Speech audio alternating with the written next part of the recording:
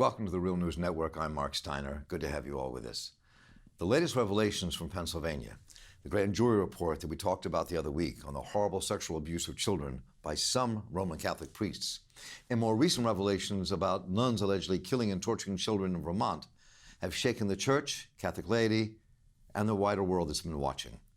On top of that, we now have conservative Archbishop Carlo Maria Vigano, who had been the Vatican envoy to the United States until Pope Francis removed him in 2016, writing that the Pope knew about priests' abuse of children and kept it quiet. It has made the deep schism between progressive and conservatives within the church very public. Conservative church leaders want to get rid of Pope Francis. That seems to be clear. And are trying to blame what happened on him, and as they put it, homosexuals in the church and priesthood. Well, it goes far deeper than that. And to work through some of this with us, I want to welcome Daniel Schultz, who writes religious dispatches for Real Wire News and hosts the Stranger Jesus podcast and is a minister. And Daniel, welcome. Good to have you with us. Thank you. Thank you for having me on. So this is continuing to unfold. It's a complex issue. Right. I think it goes in many ways to the heart of schisms that have happened in the church for many, many, many centuries.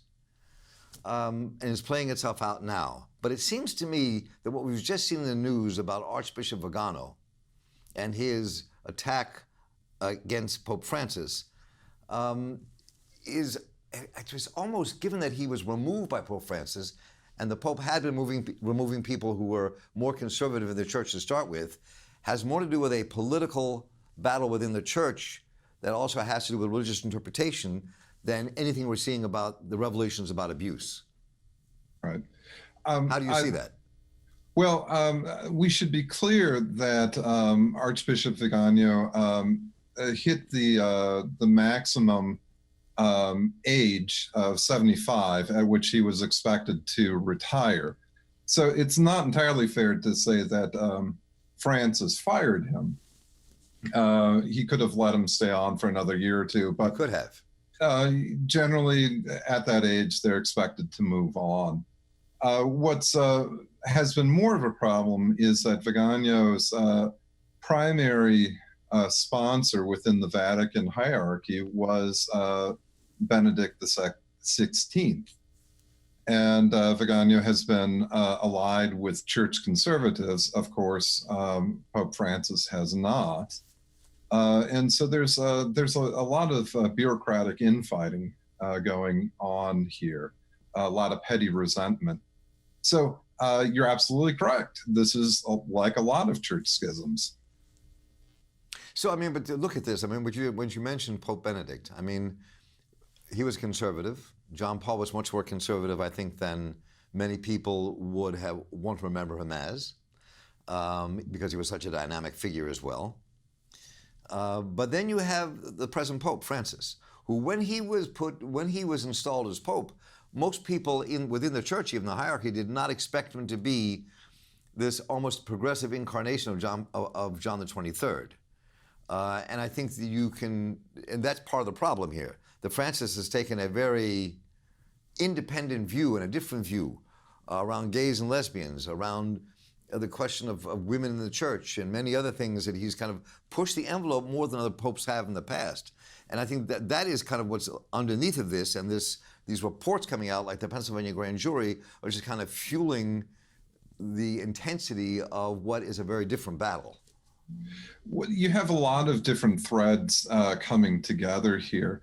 In many ways, Francis continues the work of John Paul II and Benedict, particularly in their attitudes toward the poor. But he extends in other ways in focus on environmental issues and his tolerance for gays and lesbians and divorced people within the church.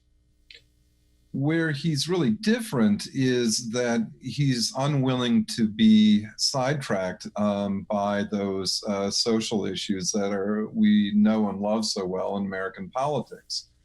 He's not interested in fighting battles about divorce. He's not interested in fighting against gays and lesbians. He's anti-abortion like anyone else in the Catholic hierarchy, but he doesn't want that to be his central concern. So there's always in Catholicism a lot of movement back and forth, and Vigano's lined up on one side and Francis on the other. What's really at stake here, however, is that Francis is trying to reorient the values of the church away from esteem of the hierarchy of self-serving, self-dealing, self-promotion, and toward a more modern outlook of service. That, of course, gets all kinds of resistance, both within the Vatican itself and around the globe. Vigano is taking advantage of that to take a stab at Francis to kind of sidetrack some of his agenda. And he's doing that in a very clever way. The rolling sexual abuse crisis in the Catholic Church is, of course, an enormous deal. It has been for 30 years. It's something that the laity are extremely concerned about, and the more we learn about it, the more we learn that the hierarchy has been bungling the response again and again and again. They've been concealing, they've been denying, they've been protecting. So Vigano has this opening, he thinks, to attack Francis and sort of turn this issue back against him to sidetrack his agenda. So, part of this, I think, that we really need to get into here, part of the attack of Vigano against Pope Francis is attacking what they're calling homosexuals in the church, homosexuals in the priesthood, homosexuals throughout the Vatican, homosexuals in the Vatican bureaucracy. That this is kind of the heart of what he's doing in terms of trying to link Pope Francis to this, and also saying this is the issue. As if pedophilia and homosexuality are somehow connected, and I think that. So I mean, that he seems to think that homosexuality causes pedophilia, and notes that most of the abuse within the Catholic Church, of course, is with older men and younger boys. The problem with that is that predators will go wherever they think that they can find victims. And if what they have available to them are boys, that's what they will do. It has nothing to do with sexual orientation and a lot to do with power and control. I mean, there are people who have been commenting on this in the church. I'm going to just read you one piece right now, which shows the depth of where this argument is going inside the church, I think. And it is Janet Smith, professor of moral theology at the Sacred Heart Major Seminary in Detroit, wrote, "The problem of clergy abuse cannot be resolved simply by the resignation of some bishops, and even less so by bureaucratic directives. The deeper problem lies in homosexual networks within the clergy, which must be eradicated." So it seems to me that, this is at the heart of a lot of what we're looking at here. And what people are not wanting to deal with in some ways that I began to talk to Matthew Fox about the other week, which had to do with the general repressive sexuality that takes place, not just in the church, but in some ways in the whole monotheistic world.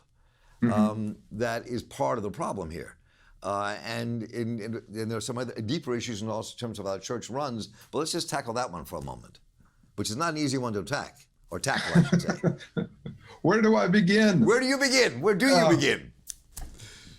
Well, you begin back in the very early part of church history, in the 300s and 500s, where, as someone explained, sex was dirty and dangerous. If you got someone pregnant, there was no guarantee that they were going to survive that kind of pregnancy.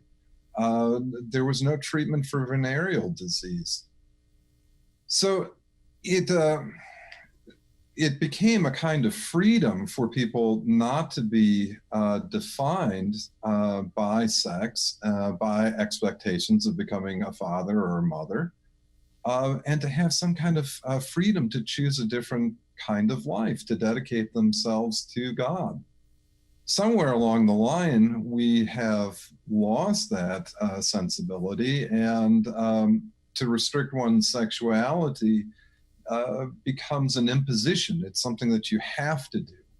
And that, along with some unhealthy attitudes about sex, leads to a lot of distortions in people's sexuality, in their personality, and leads to terrible, terrible events. So, I mean, and some people could argue also that some of the sexual repression that happens in many religions has to do with control. It also has to do with the ancient battles against whether it was Rome especially, and their pagan world, and also with the kind of more indigenous religions and spiritualities that were surrounding all of those religions in the Middle East. I mean, so that it's a complex root to all of this. But the question is, how do you think this, for you to answer is, how do you think this will affect the wider struggles within the Christian religions of our world, not just the Roman Catholic, inside Protestantism and beyond, because these conflicts are deep. So I'm curious where you think this takes the entire conversation in the future of both the church and other parts of the Christian religion. Well, I think that the major effect is going to be to continue a process that we've seen for a long time now, which is that the tighter a grip the church wants to exercise, the tighter control they want to have on sexuality and how people express that, the less people want to have to do with it. I'm certainly not going to say that there aren't gay Catholics, extremely faithful gay Catholics. I know many. But in general, what's going to happen is that gays and lesbians and transgender people within the Catholic Church are just simply going to leave. It doesn't take too many times of being blamed for horrific examples of abuse before you figure out that you're not wanted. So, as well, people have been flooding out of the Catholic Church in the US and Ireland, among other places, because of the abuse that they've seen and the poor response to it. Those trends are going to continue, and unless Francis comes out with a very forceful response on both fronts, they will continue. I'm not entirely sure that he can offer as forceful a response as would be necessary. He simply does not have enough control or enough political capital within the Catholic Church to make that happen. Right, and I think the next move is on Pope Francis's part, how vigorous he will come out and defend not just himself, but all the things he's trying to do to reform things within the Church itself. Right. I think that's going to be the test. And as one friend of mine said, who is both gay and a priest and deeply celibate, if you got rid of all of us who are gay in the church, you'd have very few priests left. Right. Was right. his comment to me. And I think there's a reality here we have to check that we'll see how this unfolds. Right. Now, we should mention just very quickly that this story was spread through a network of conservative Catholic news outlets, blogs, and other media entities. Many of them led by a guy named Tim Bush, who's a real estate developer and lawyer in California and a real fan of the Koch brothers. So some of why it's important to track this story is that it has consequences in the political world. If you don't think that evangelicals are going to pick up on this and Catholic conservatives are going to pick up on this to push back against the increasing acceptance of gays and lesbians in our society, you're fooling yourself. They're absolutely going to do that, and that will translate then into increased support for President Trump. This is really important what you just said. We started out the conversation this way in some ways, and let's just conclude it right here. I mean, there is a deeper political conversation, a deeper political struggle going on that is part of what's defining what we're seeing right now in the attacks on Pope Francis, which is what you're outlining. Correct. The Catholic Church, I hesitate to tell you that it's moving into a schism. That's often a point pushed by Catholic conservatives. But the truth is that there are some deep divisions within the Catholic Church, particularly within the American Church, between Catholics or between conservatives and liberals. The conservatives are kind of shoring up their side of the argument and pushing back against liberals, sort of deepening those divisions. I think that's what this is really about, is trying to increase those the divisions to support the culture war. Well, Daniel Schultz, this has been a fascinating conversation. I appreciate you taking the time with us today. Thank you. I enjoyed being on. Thank you so much. Always having you with us. Bye now. And I'm Mark Steiner of the Real News Network. Thanks for joining us. Take care.